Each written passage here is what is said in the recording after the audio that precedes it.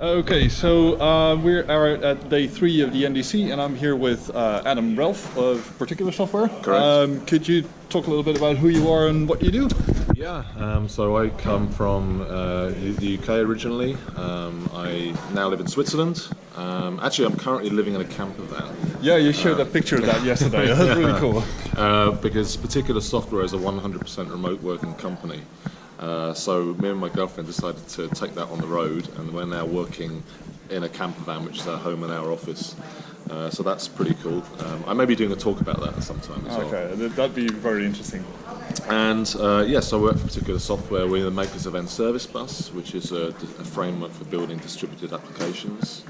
And in the open source world, I'm pretty active there. I look after a few NuGet packages on the NuGet gallery, and generally get involved in open source whenever I can. That's something I enjoy. Cool. All right. So we got a bunch of questions for you.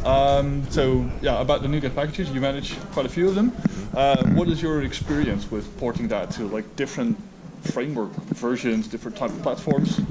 Right. Well, the experience has been, excuse me, has been very different for every package that I'm looking after. So, for instance, I look after Fake It Easy, which is a mocking framework, and actually there something really cool happened because a guy from Microsoft came along and actually did most of the work, which was just amazing. That's pretty cool. It was just really cool, yeah. I mean, it was an enormous pull request, which lived for a long time, and we worked very closely together with Microsoft on this.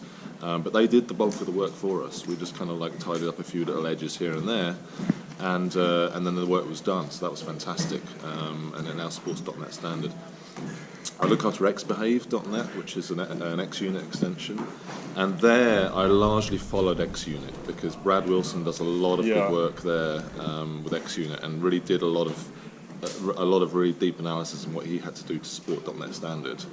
And I kind of like copied what he did, so that was actually quite nice.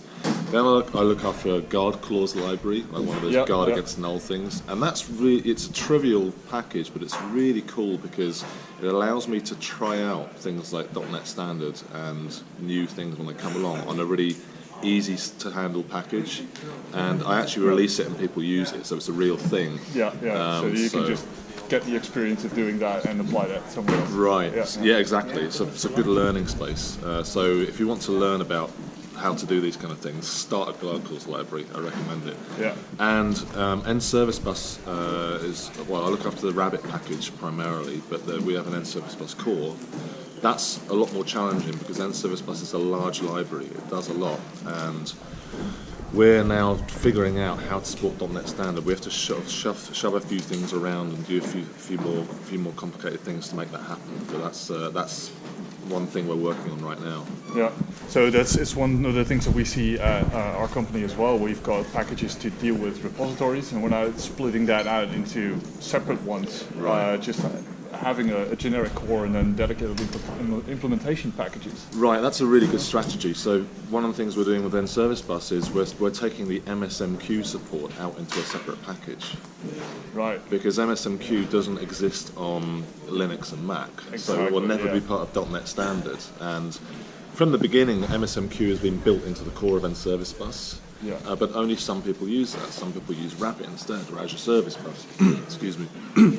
So we're taking the MSMQ support into a separate package that will continue targeting the .NET framework, and that allows the core to target .NET Standard without having to. So you increase the portability of that by a huge amount. Yeah, that's a really good strategy for people who are porting to .NET Standard. Just if there's that kind of isolated bit that doesn't exist in .NET Standard, pull it out to a separate package, and people who need it can pull that in. Yeah, cool. It makes things easier. Excellent. So in the node world with NPM, you see a lot of really small packages happening, like string split being a separate package. Right, of course. Do you see that as a sort of a risk for the .NET space as well? I don't think so, because I think the main reason that the packages, the framework packages, have been split out into these tiny little, system console, for instance. The reason for that is maintainability. So, a while back in the Project JSON days, you used to have to kind of declare a load of granular dependencies, but that's gone away. Exactly. Now. Yeah, so now it makes it a lot easier actually. Way easier, yeah. So we've got the .NET Standard library package and the .NET Core equivalent. You reference that, and that pulls in all the little dependencies. Yeah.